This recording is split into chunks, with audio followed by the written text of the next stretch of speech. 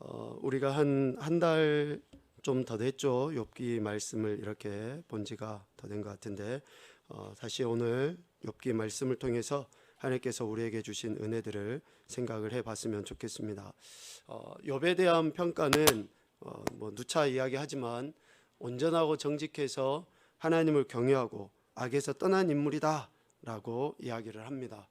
욥이 얼마나 위대한 신앙인인가라는 것은 어떤 추상적인 의미로 우리가 받아들일 수 있는 게 아니라 그의 삶의 행동과 행태를 통해서 우리가 분명히 알 수가 있습니다. 특별히 고난을 당하고 고통을 당하는 그런 상황, 우리가 말로 고난, 고통이라고 하니까 CG적으로 피부에 와 닿지를 않습니다. 정말 우리 인간이 감당할 수 없는 그런 고통이에요. 불의의 사건 사고들이 많이 일어나죠. 광주에서 갑자기 철거하던 건물이 무너져 가지고 거기에 깔려서 숨지신 분들, 가족을 잃은 분들, 또 치명적인 중상을 입고 고통당하시는 분들, 우리가 소위 트라우마라 그러죠. 정말로 그런 고통이 이루 말할 수 없는 하나의 사건만으로도 그런데 욥은 하나의 사건이 아니죠.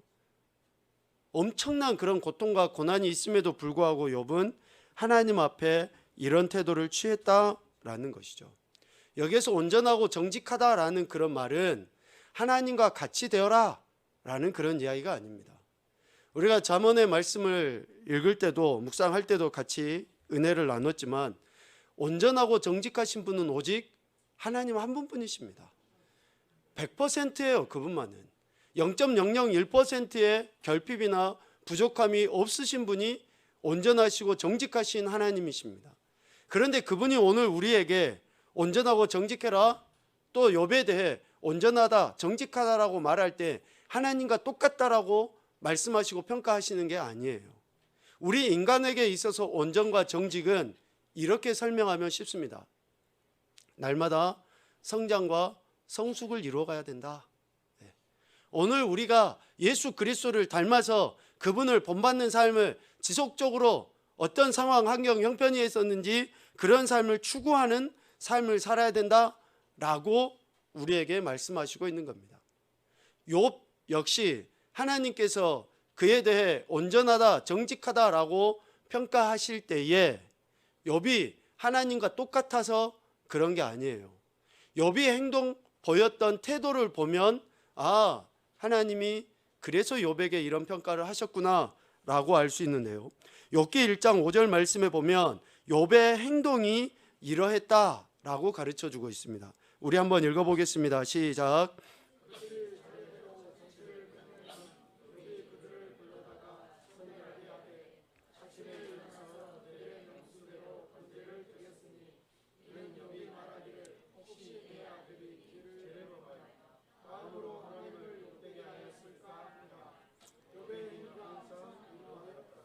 아멘.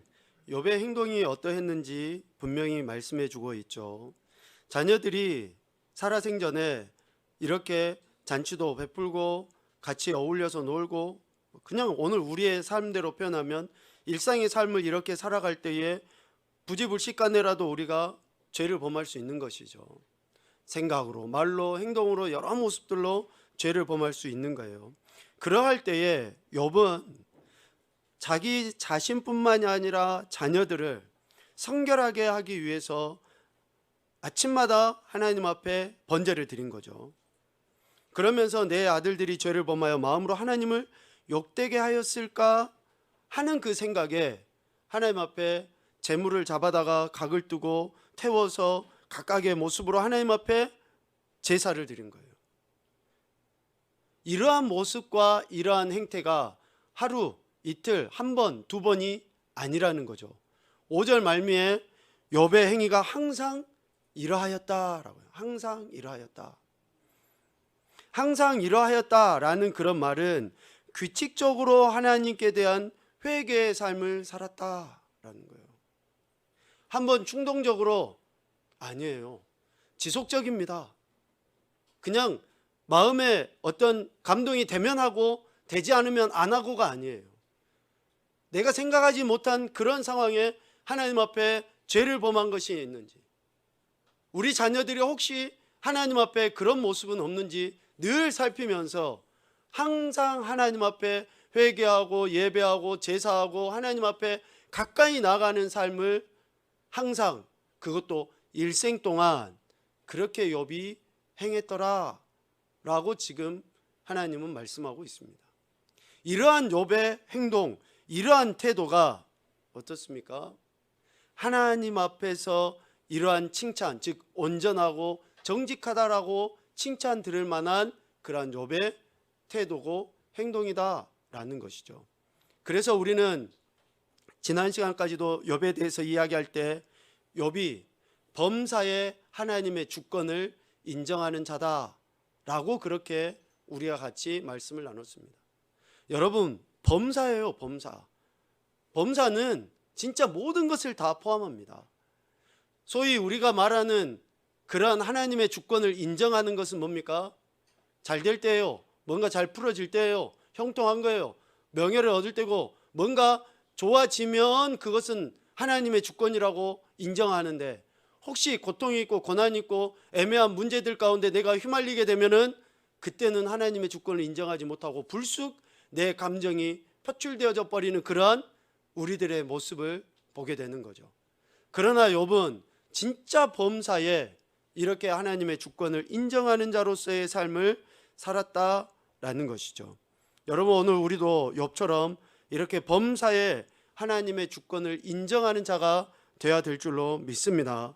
혹시 그 주권적인 허용하심 속에 지금 내가 당하고 있는 고난이 있다 할지라도, 고통이 있다 할지라도 욥처럼 한결같이 일생 동안 하나님께 회개하고 은혜를 구하고 하나님의 말씀에 순종하기 위해서 몸부림치는, 즉 영적인 성장과 성숙 성화를 이뤄가는 그런 참된 그리스도인이 되실 수 있기를 주님의 이름으로 소망합니다.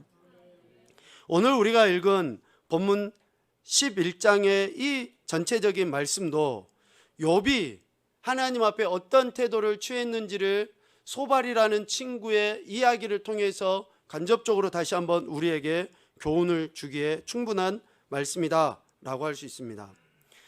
욥의 세 친구 중에 한 사람인 나아마 사람 소발이 욥에게 충고하고 권면하는데, 그의 충고의 내용의 핵심도 바로 이겁니다.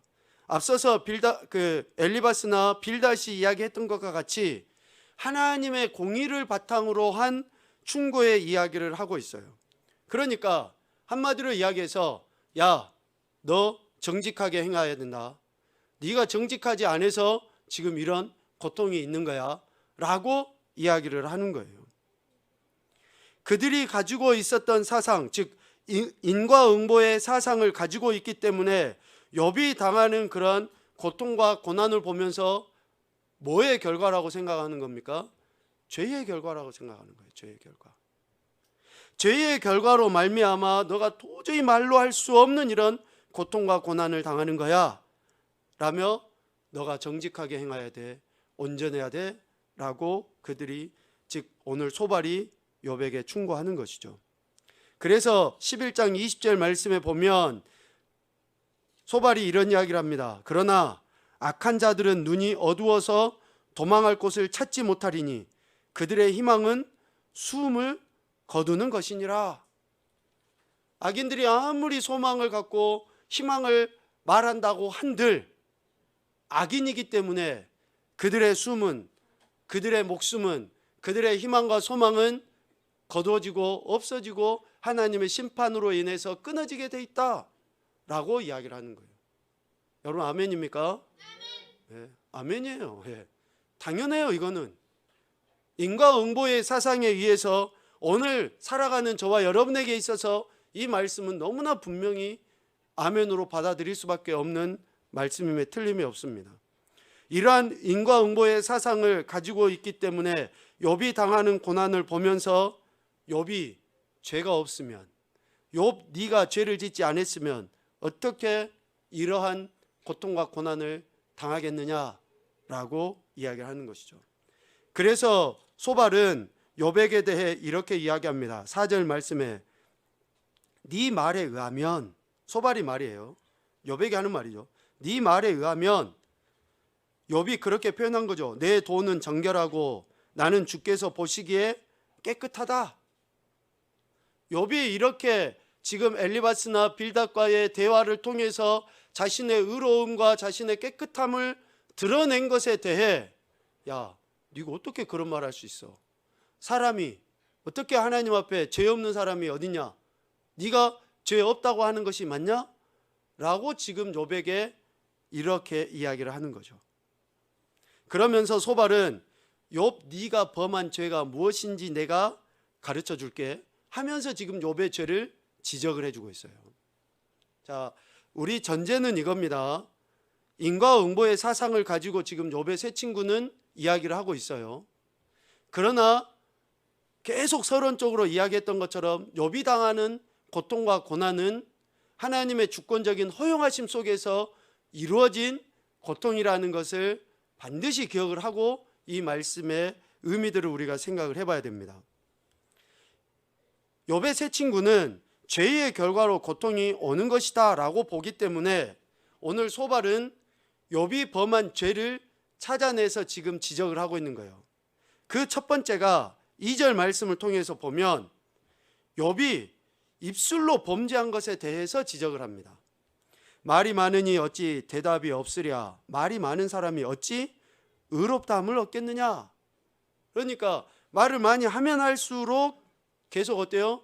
죄를 지어가는 것이 우리 인생인데 네가 어찌 죄가 없다 하고 어찌 의롭다라고 이야기를 하느냐라고 지금 욥에게 욥이 입술로 죄를 범했음을 지적을 하고 있는 것이죠.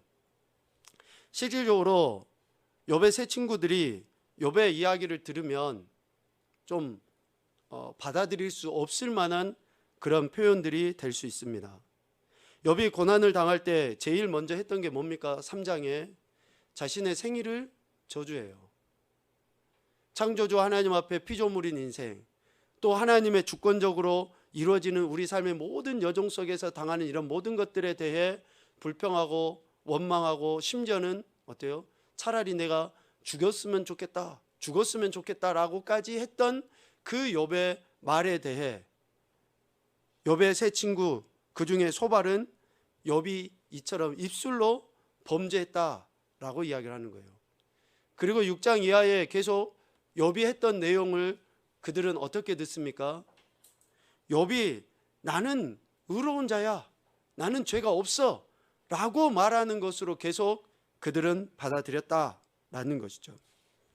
자, 앞서 말씀드린 것처럼 인과응보의 차원에서 보면 지금 욥을 바라보는 소발이나 또 그 친구들의 이야기를 통해서 볼 때 무엇이 문제인가, 무엇이 먼저인가, 아니면 무엇이 원인인가 라는 것을 생각을 하게 되는 거예요. 자, 질문을 한번 해보죠. 그러니까 욥과 욥의 세 친구 간의 그런 대화 속에 먼저 되어지는 것이 무엇인가? 먼저. 자, 질문입니다. 우리 아이들에게 해볼게요. 유나, 닭이 먼저야, 달걀이 먼저야? 에? 닭? 왜? 왜까지 물어보면 이제 힘드니까 왜는 빼고. 그래 짱. 뭐가 먼저야?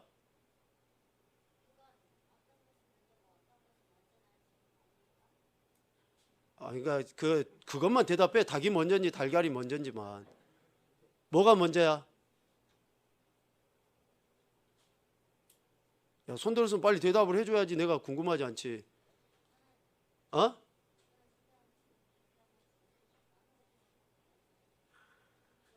내가 여기까지 안 들렸어. 미안해. 뭔 말인지 모르겠어. 뭔지 모르겠어. 오케이. 자, 우리 정훈이.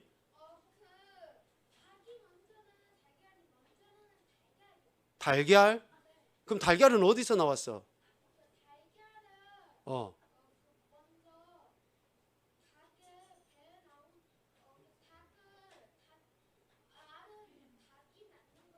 그러면 알이 나왔어. 그럼 닭이 어디서 나왔냐고? 큰일 났다 이제. 큰일 났어. 우리 정후 그래. 달걀? 왜?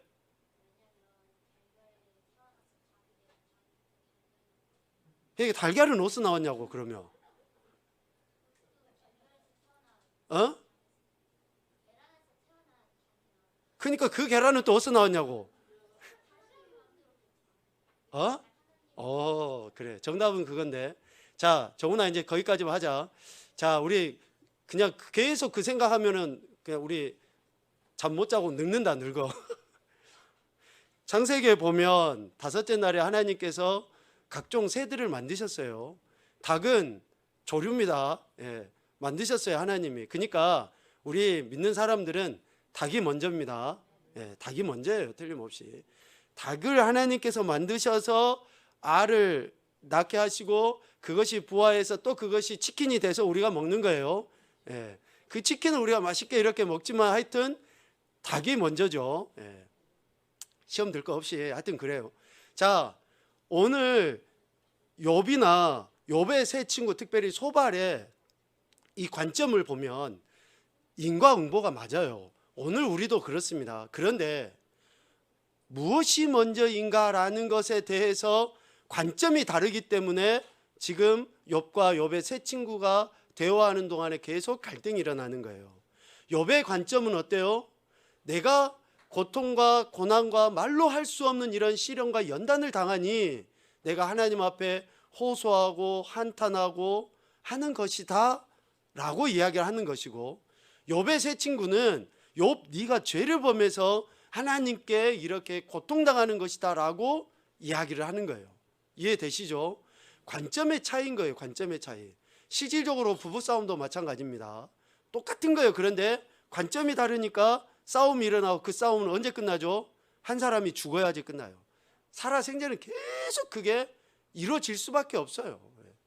그러니까 욥과 욥의 세 친구의 이런 관점의 차이에 의해서, 인과응보를 바라보는 관점의 차이에 의해서 이런 갈등이 계속 일어나는데, 적어도 오늘을 살아가는 저와 여러분에게 있어서는 반드시 이 인과응보에 대한 삶에 대해 우리는 분명하게 알고 우리의 삶을 하나님의 말씀에 의해서 바르게, 또한 오늘 말씀의 그 의미처럼 온전하고 정직하게 행하기 위해서 우리는 날마다 말씀 앞에 우리 자신을 놓아야 될 그런 사명과 의무가 오늘 우리에게는 분명히 있는 줄로 믿습니다. 그래서 소발이 입술로 범죄한 것에 대해서 지적한 것에 대해 오늘 우리는 100% 아멘으로 받아들이고 우리의 입술을, 우리의 마음을, 우리의 행동을 더욱더 분명하게 하기 위해서 우리는 몸부림쳐야 될 줄로 믿습니다. 지난 몇 주 동안 우리가 말에 대해 매우 의미 깊게 같이 은혜들을 나눴었죠. 잠언 10장 19절부터 3절의 말씀을 쭉 읽으면서 우리 그리스도인들이 입술에 대해 책임져야 하는 것에 대해서 다시 한번 생각해 보는 시간을 가졌으면 좋겠습니다. 읽어보죠. 시작.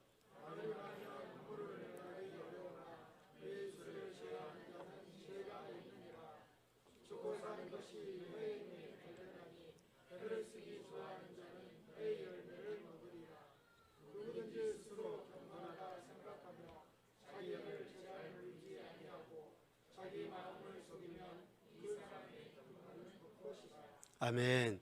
그래서 소발은 입술로 범죄한 것에 대해서, 욥에 대해서 이야기하고, 오늘 우리에게도 반드시 입술에 대해 하나님 앞에 정결해야 될 것을 교훈으로 이렇게 가르쳐 주시고 있습니다.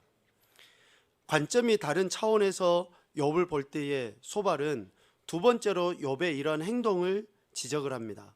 3절 말씀을 통해서 보면 네 자랑하는 말이 어떻게 사람으로 잠잠하게 하겠으며, 그러니까 욥이 자랑하는 말을 하니까 어때요? 계속 분란이 일어나는 것 아니냐? 라고 이야기를 하는 거죠. 실질적으로 욥이 자랑했다라고 하는 것은 뭐 다른 게 아니죠. 내가 뭐 돈이 얼마나, 이게 아닙니다. 자기가 얼마나 하나님 앞에 정직하고 온전하게 행했었는지 이런 이야기를 했던 것 아닙니까? 그런데 그런 자랑의 이야기에 대해 지금 소발은 이해가 되지 않는 거죠. 왜? 결코 어느 누구도 하나님 앞에 의롭다라고 할 수 있는 존재가 없는데 욥이 그렇게 자기 자신을 드러내는 것에 대해 자랑하는 말이다 라고 이야기해요. 이 자랑하는 말의 의미 속에는 두 가지가 담겨져 있습니다. 첫째는 허풍이에요. 허풍. 그리고 두 번째는 거짓말이에요. 여러분, 자랑하는 것에 대해서 허풍과 거짓말이 안 들어가면 자랑이 될 수가 없어요. 그렇죠? 그러니까 욥이 그렇게 자기를 드러내는 것에 대해서 소발의 입장에서 보니 이거는 거짓말이야. 이거는 허풍이야. 결코 우리 인생은 그럴 수 없는데 네가 지금 그렇게 하고 있어. 그러니 네는 교만한 자야 라고 그렇게 소발의 입장에서는 욥을 평가하는 거죠. 그런 관점에서 볼 때 그렇다라는 것입니다. 그런데 여러분, 실질적으로 우리가 우리의 삶에서 자랑하는 것에 대해 매우 주의해야지 됩니다. 말한 것처럼 자랑은 이런 허풍과 거짓말이 들어가지 않으면 안 되거든요. 그런데 이 허풍 또 이 거짓말, 우리가 뭐 소소하게 여겨버리고 아무렇지도 않게 하는 이러한 말들이 쌓여지고 쌓여지면 결국은 하나님의 내버려 두신 가운데 있게 되는 인생이 되는 거예요. 사도 바울은 로마서 1장에서 이렇게 자랑하는 말이 얼마나 큰 하나님의 심판의 원인이 되는지를 낱낱이 이야기를 해주고 있습니다. 로마서 1장 28절부터 31절까지에는 우리 인생이 범한 죄의 모습, 그로 말미암아 하나님께서 우리를 내버려 두시는, 유기시켜버리는 그러한 말씀이 잘 기록이 되어 있습니다. 자랑하는 자요 라고 30절에 이야기하죠. 여러분, 이처럼 우리가 얼마나 하나님의 그 은혜를 가볍게 여겼을 때는 이러한 어리석은 모습으로 보여지게 돼 있는 것입니다. 그래서 소발은 욥의 이러한 것에 대해서 지적을 하고 있는데요. 지적할 뿐만이 아니라 욥에게 이제 충고하면서 권면합니다. 오늘 우리가 읽었던 5절과 6절 말씀에 보면 하나님은 이런 분이시니 네가 너의 그런 어리석음, 자랑했던 것, 너의 입술에 말했던 것들 다 버리고 하나님을 바라봐라 라고 지금 욥에게 충고하는 거예요. 첫 번째로는 하나님은 오묘하시고 광대하신 분이시다. 그러니 네가 그 하나님만 바라봐라 라고 권면합니다. 여기에서 오묘하다라는 그 말은 신비한, 비밀, 숨겨진 그런 의미가 담겨져 있어요.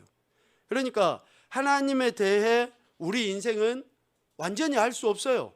내가 하나님을 안다라고 하는 것도 극히 일부분이에요. 눈꼽만큼도 안 돼요. 우리가 하나님을 안다라고 하는 것은. 그런데 그것을 마치 전부인 것처럼 이야기하는 것은 그 자체로 하나님을 만홀히 여기는 거예요. 어느 누구도 하나님에 대해 내가 이만큼 알았으면 돼 하고 할 수 있는 인생은 아무도 없어요. 그래서 우리 인생은 늘 그 하나님에 대해 겸손해야지만이 된다라는 것이죠. 우리 인간이 가진 한계성을 우리는 인정을 해야 돼요. 인정을. 그것이 어찌보면 믿음이거든요. 그 하나님, 내가 다 알 수 없는 하나님 되심을 인정해야 되는 거예요. 그러면서 그 하나님 앞에 자신을 고백해라 라는 것이죠. 또 하나는 하나님은 광대하신 분이시다 라고 지금 소발은 이야기합니다. 이 광대하다라는 그 말은 그 원어적 의미로 보면 이중의, 그러니까 두 배의 갑절의 이런 의미가 있어요.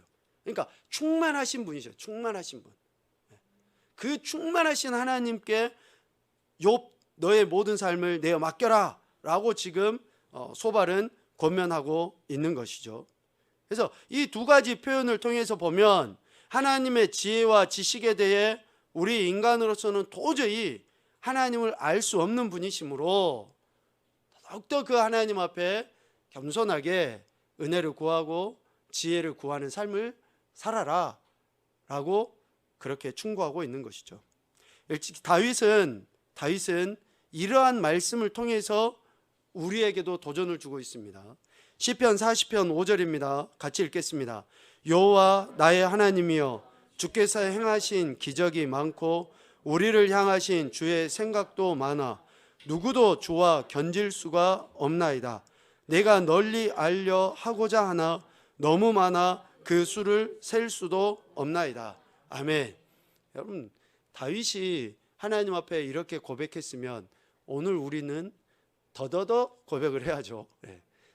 정말로 하나님이 이런 분이심을 우리가 고백하고 하나님의 은혜를 구해야 되는 것입니다. 그리고 한 가지 더, 소발은 욥에게 이런 충고를 해요. 13절 말씀을 통해서 우리에게 가르쳐 주시는데요, 만일 네가 마음을 바로 정하고 주를 향하여 손을 들 때에 라고 이야기합니다. 그러니까 마음을 하나님 앞에 굳건하게 확고하게 정해야 된다라는 거예요. 내 마음이 확정되고 확정되었사오니 내가 오직 하나님께 내 마음을 두었으니 그렇게 해라고 지금 소발은 욥에게 충고를 하고 있는 것이죠. 내 마음을 하나님께 대하여 확고히 하여 다른 길로 가지 않는가, 과거에 죄악된 그 길에서 벗어나서 하나님께 전적으로 순종하고 순복하고 따라가는 것, 그래야지 된다라고 지금 이야기하는 것이죠. 그리고 손을 들어라. 손을 들어라. 여러분, 손을 드는 것은 항복입니다. 그래, 손을 드는 거야. 그렇게 딱 손을 드는 거예요, 하나님 앞에. 학교에서 벌 받는 거 있죠. 선생님이 야, 네 손 들고 있어. 그러면 손을 드는 것은 뭐예요? 선생님, 제가 제 죄를 잘못했습니다. 용서해 주세요. 제가 선생님께 항복합니다. 이런 의미로 손을 드는 거예요. 에이, 막 이렇게 하는 게 아니라. 그런데 지금 욥에게 이런 충고를 하는 거예요.